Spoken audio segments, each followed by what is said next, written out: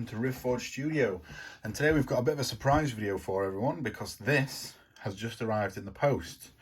The size of the box may give away if people know what's coming, but this is Horus Ascended that's just arrived.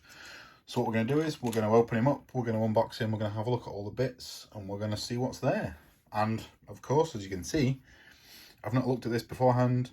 Some of the other unboxing stuff, sometimes we'll get in and we'll have a look, see if there are any problems with the parts, but as I find out, you're going to find out with this. So let's get straight in.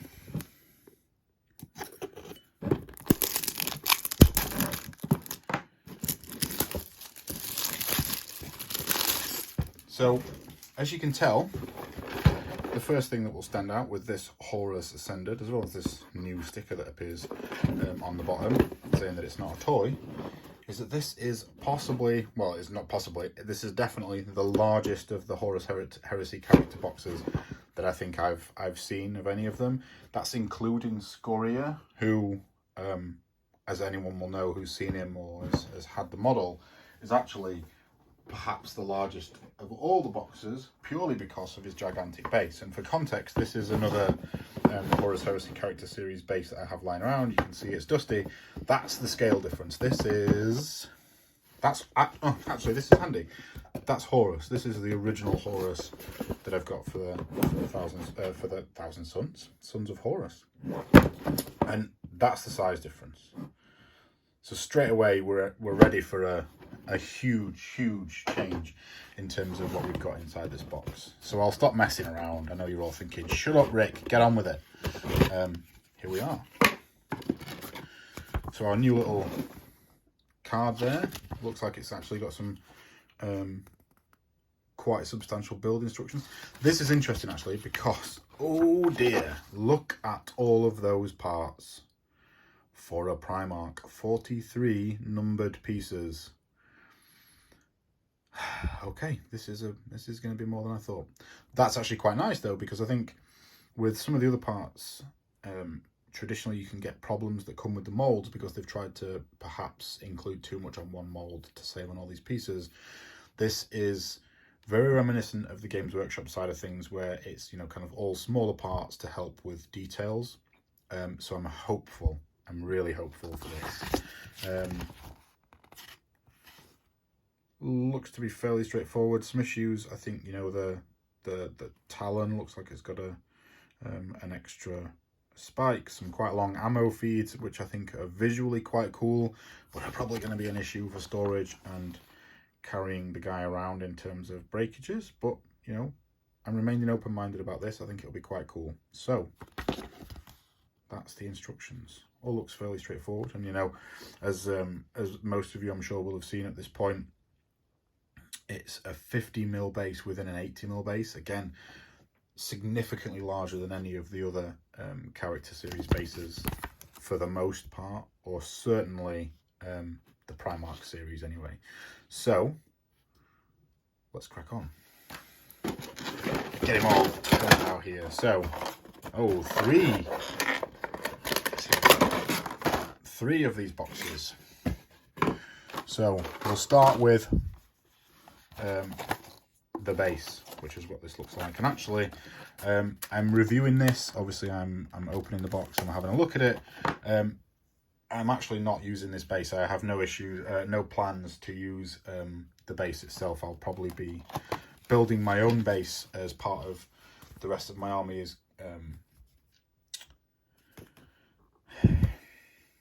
lost for words. Is on Zone Mortalis bases that I've made, and as you might have seen from one of our other tutorial series, the stepped base that I painted and converted for a Leviathan, that might be good enough for the scenic part of this, but it's probably going to be a little bit too large for the actual character base, so I probably won't use that, but I'll make something similar. So we'll get this out there. We won't look at the bases because everyone knows what Games Workshop bases look like. So we'll start with this. Yeah, I don't really know what to say. So I think one of the things I noticed with this from the release is that you can see up close that there's kind of that Zone Mortalis industrial style platform that then a lot of this detail has sort of been piled on top of. And I get what they're going for, you know. He's the War Master, he's ascended, he has the powers of the Chaos Gods imbued upon him. Everything before him dies. I do, though, think that this perhaps isn't my favourite scenic base. I think the skulls, the skeletons, the bodies is just a little bit much for my taste. That's not to say it's bad, of course. I think the detail, looking at it, is fantastic. You know, we've got broken armor, broken backpacks, skeletons, bits of solar auxilia that are literal bits, you know, severed arm, etc. Some Mark III Marines that have been decapitated, some scenery. Generally, the detail is fantastic. It's just, like I say, I don't think this is for my taste. And this has actually already been grabbed by one of the chaps on Instagram who snapped up the opportunity to pick this base up. So overall, I think the base is great. It's quite big, you know, it is large, with the sort of the cap that goes around the other side to mount the base in. Yeah, I think it's great, and it's sculpted well. The details are quite crisp. You know, there's broken pipes, there's broken rocks, etc. There's no faults with that I can see, which, you know, you would hope to expect. It's always disappointing to see when you've got massive errors with stuff, but forgeworld customer services have always been great for me in terms of fixing and remedying those issues, so I don't have a problem. But yeah, this is the base. This is the bit that, you know, he would mount on, and actually, compared to the wider scenic base, I quite like this one. There's a bit of detail, but it's not too much. It's got that industrial platform feel. I think that's something that some of these character bases have lacked. I think a lot of them have been predominantly based on, you know, rocky or, you know, kind of ruined scenery. So it's quite nice to see a little bit of difference here. But again, the detail is really good. You know, you've got a spine right there, which historically, you know, why am I pointing with my fat hand? That doesn't really make anything any better, does it? Here, the spine, that's really crisp, you know, clean detail for something that is quite fiddly, given everything else. And, you know, there's some slight webbing between his fingers on this Marine's hand here, but, you know, this is marginal. There's a couple of little bits of join line and stuff, but that's just super nitpicky.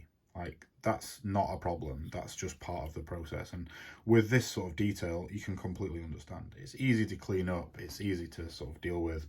But yeah, I actually like this base. So other than the large base itself, I quite like this one. Yeah, that's the base. No major complaints. I think it's all quite cool. It looks like it would fit together quite neatly. I guess like that, perhaps. I guess from the imagery, he's stepping forward like that. Yeah, so it would fit together like that. And then parts of those dead Mark III Marines look like they sort of fit together quite nicely. So yeah, this is huge and quite detailed. I think I don't really envy anyone who's going to have to put this base together and paint it to really make justice from the detail that's gone into the sculpting of this. But yeah, overall that's the base, and I think it's pretty cool. It's not to my taste, that's why I'm getting rid of it, but, you know, not everyone likes everything, and that's okay. So let's move on to the main event, or what I think looks like the main event, because this has got what looks like parts of the body at least in. And pop. Right.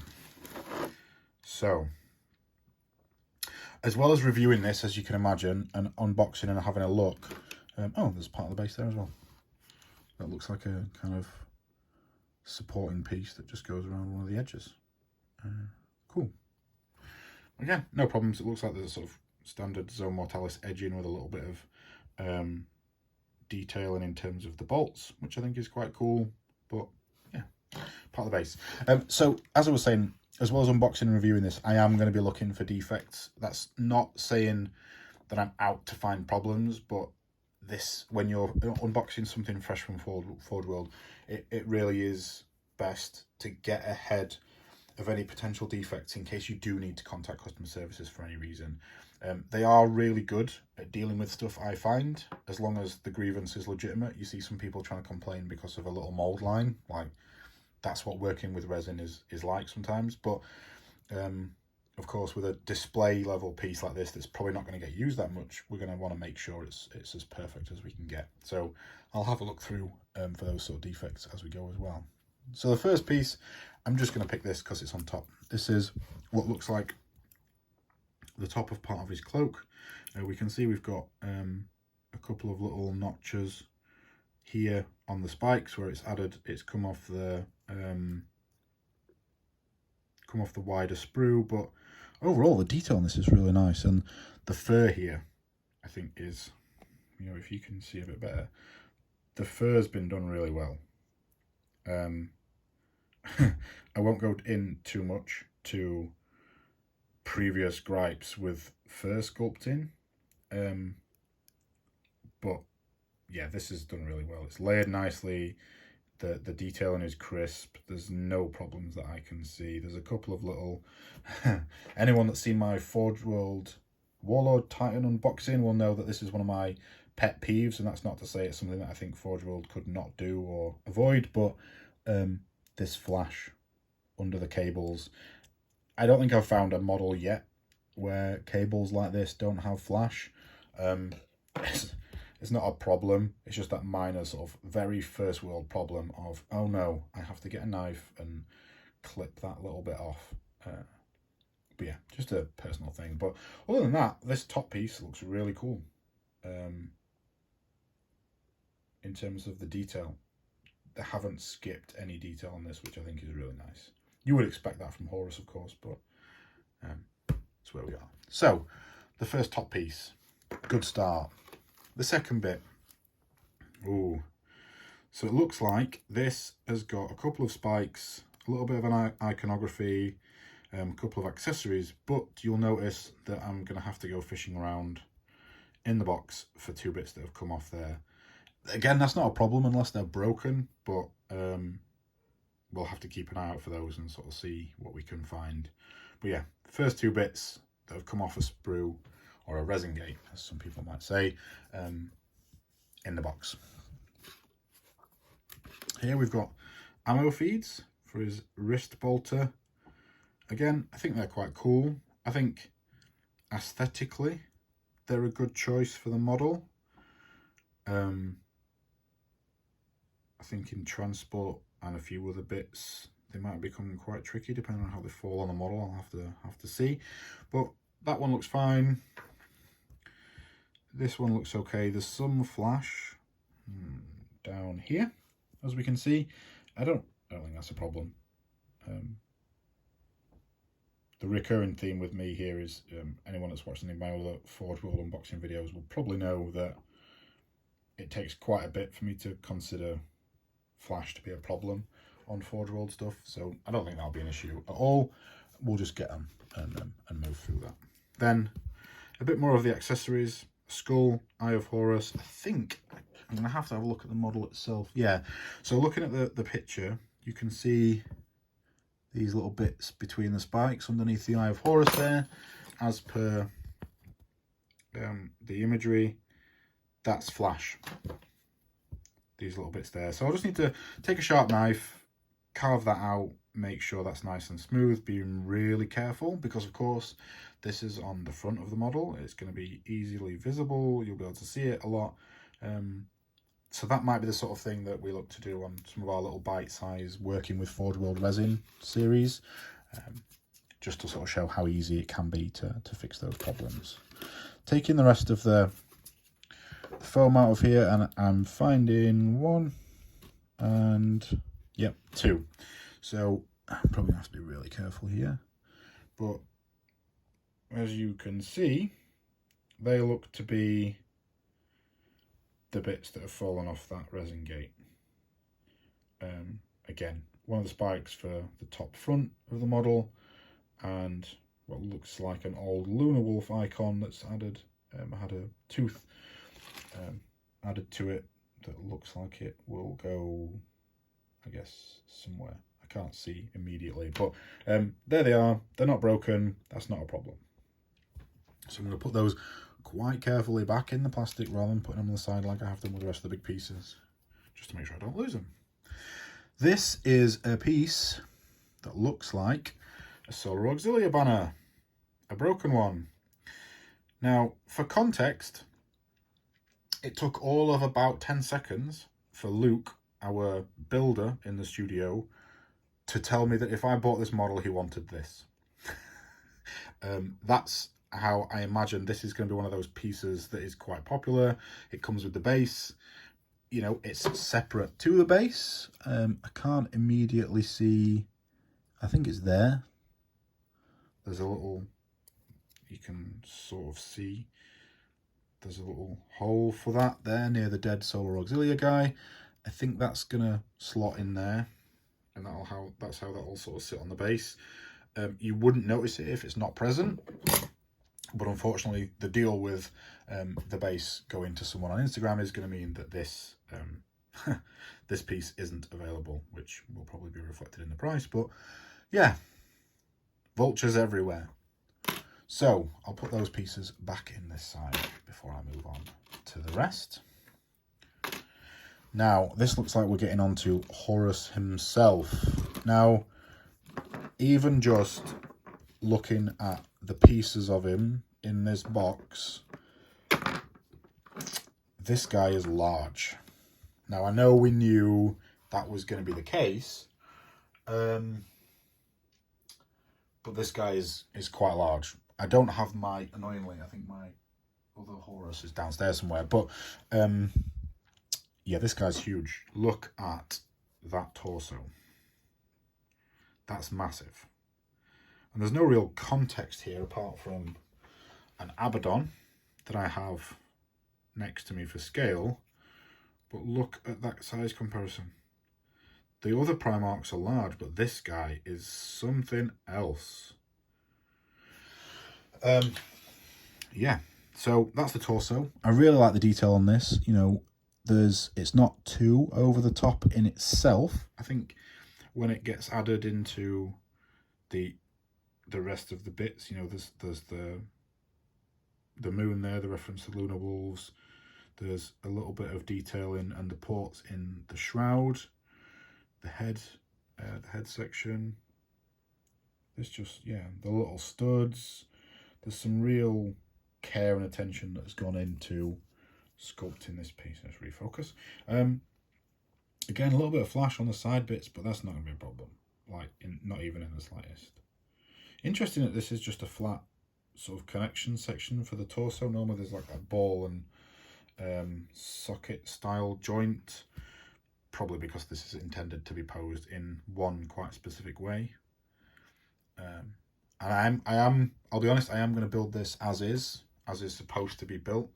But there's a strong chance I will use one of these in the future to sort of convert up slightly. And I think a couple of the other studios and teams that have been sent pre-copies of this have already started to run through, you know, kind of how to convert. That is probably something I'll look at in the future, purely because I love converting.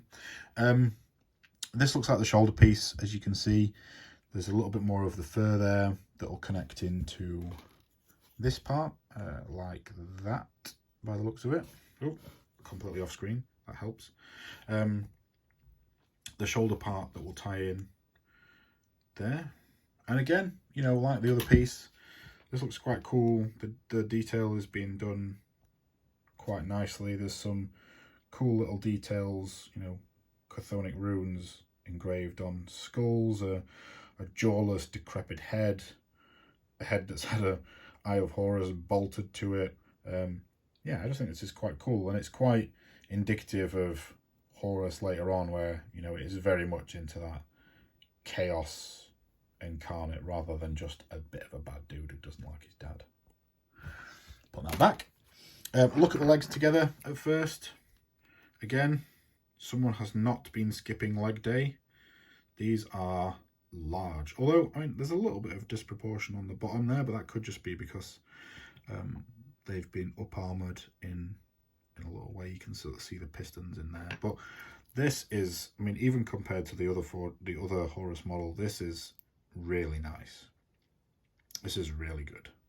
I think there's a little bit of some stuff up here, just in terms of flash, etc. But it looks like dust for the most part. But this is really detailed. Even the bits that you might not see once the model's posed, they've not wasted any effort or scrimped on any effort. Looks like there's a bit of, get to focus, a little bit of dust or damage in there. Might just have to have a little look at that. For context, that's not in the scope of, you know, something I would consider raising to customer services. That looks like really minor damage that I can easily tidy and clean up. But just an observation, I guess. The other leg, fairly similar, you know, really nice detail. Really crisp, really clean, and chunky. And there's a little bit of flash behind. You can sort of see with the right angle there. There's a bit of flash in this bit. No problem. Carve that out rather easily. Legs away. Then this looks like there's a little bit like, I mean, this is how large this Horus is.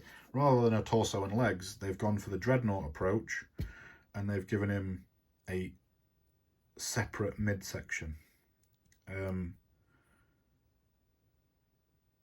But look at it.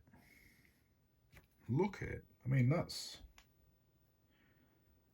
even just down to how the tabards have been sculpted. That's just really nice.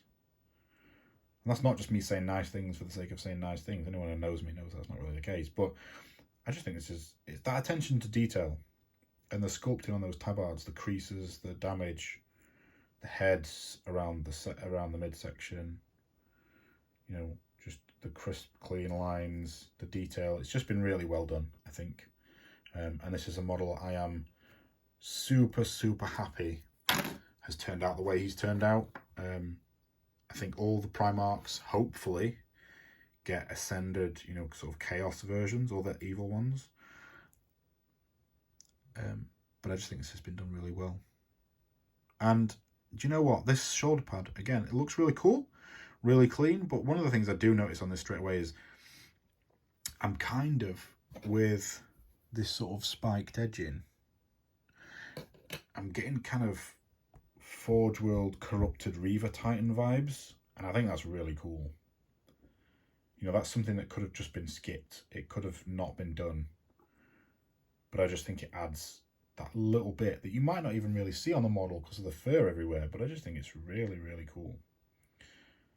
And that's, you know, something that you might pick up from other conversions of videos and stuff I've done, is that sometimes it's all about adding detail, even if the majority of that detail is going to be obscured in some way.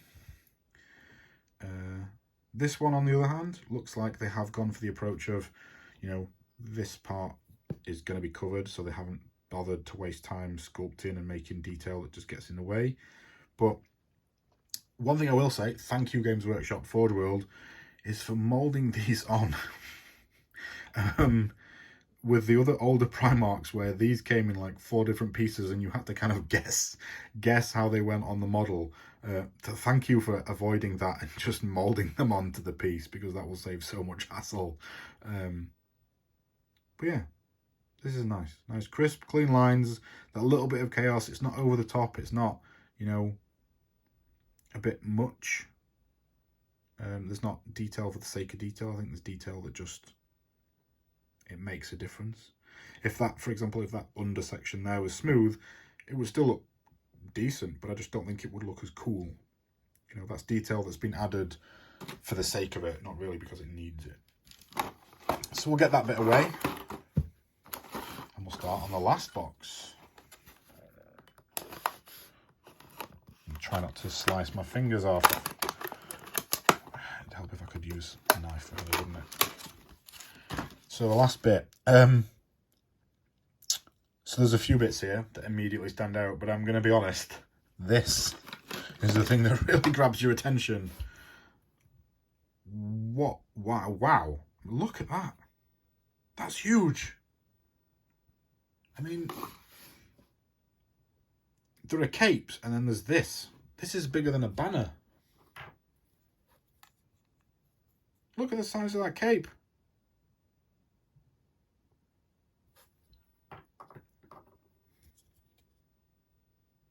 That is going to be a challenge in terms of painting. Capes and cloth have always been my downside, my downfall. But I think that's to do this justice is going to be a tricky challenge, but it's one I'm up for. I think that's really nice. It's huge, and I don't normally put, you know, with my other Praetors and other models that come with capes, I often leave them off. You know, a little bit like, I think, is it from Incredibles? No capes. I've always been, you know, kind of along that methodology. I just don't really think there's a purpose for them, but actually this is cool. And of course, this is definitely going to add to the overall imposing size of this model, which I guess is going to be the point. You know, some people have centerpiece models that are super heavies or titans. The centerpiece for this army at this point is going to be Horus Ascended, and this is going to absolutely help achieve that. But that's just, yeah, that's really nice. There are no problems with it. There's, you know, a little bit of flash on that side, and a couple of little bit of flashes, bits of flash in the holes at the bottom, the damage. But overall, you know, both sides of this cape are doing really well. It just gives that movement. You know, I think from the construction guide and the image, it's basically pointing straight out backwards like that. Yeah, that's going to be cool. But that is large. Large. We'll get the rest of these little bits out from this side. I think that's just a bit of flash. Okay, cool. So this is the base part of the claw.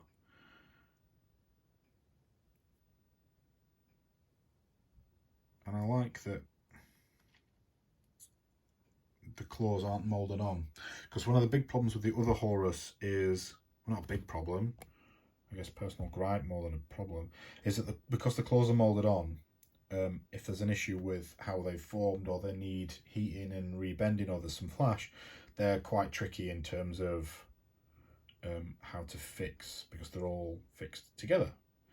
But also with this, that gives us an element of posability. You know, in the image, if I can just zoom out so I don't. So in the image here, he's got his hand, you know, open. He's looking to come in with a scything claw and go from there. But actually, you know, I've reposed my other Horus's claw a little bit, so he's kind of holding it up rather than holding it down. And there's an element of this where we're probably going to want to, or have a look at how we can pose that claw to make it look a little bit different, like he's clutching something, like he's grabbed something, or it's really open. You know, there's a few options here, but I think that is cool. And of course the ammo feeds will go in the top. The spike may or may not go on the bottom. I'm not really sure how I feel about that personally, in terms of a spike on the bottom end of his fist. He's got a giant killy death claw. I'm not sure he needs a posy thorn on the bottom of it, but again, personal opinion. A few of the other bits, it looks like there's a bit off the base here that will fit in somewhere. It's got a couple of studs, like it will have something feed into it. Another part of his cape, again, nothing really to say about either of those. There's no problems with them, and the fur is up to the standard that we would have expected so far. Another piece of his cape with a piece that's broken off, which I think is probably his claw, since that wasn't on. And then another Solar Auxilia dead guy bit, looking kind of ghoul from Fallout-y. He's dead, and probably not in a particularly good way. Again, I'm assuming that will be off the base. And we'll get the rest of these bits out and start to power down. Oh, as you can see, that mace has also increased in size a little bit.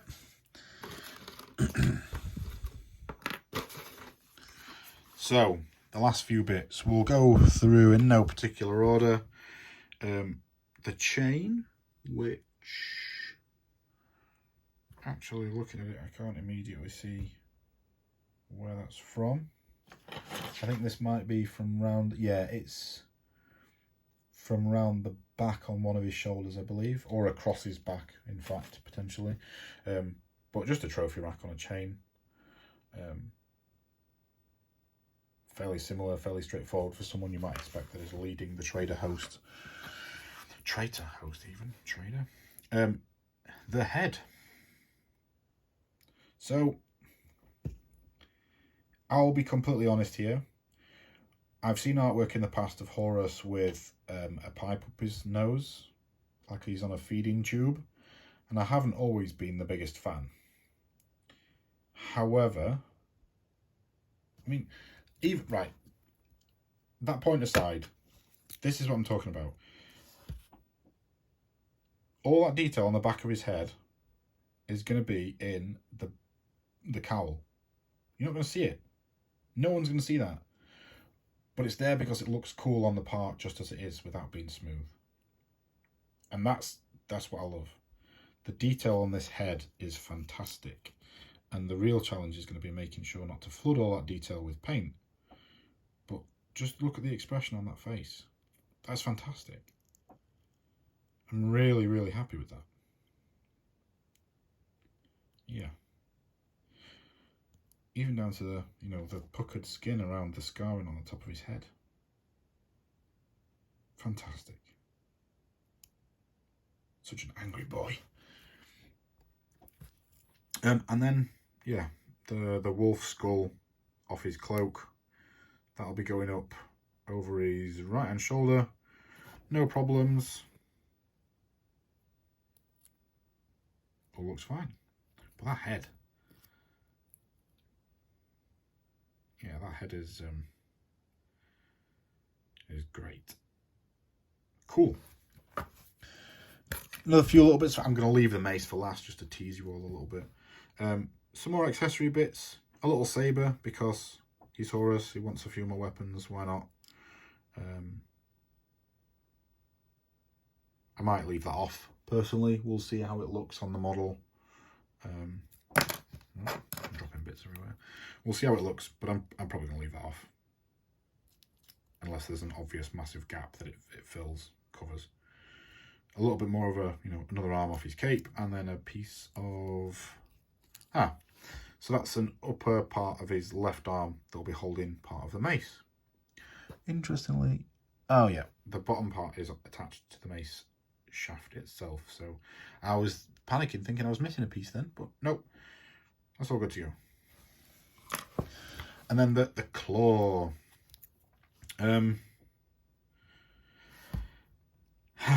Yeah, minor frustration here is that there's those little bits of flash on the ends of each talon.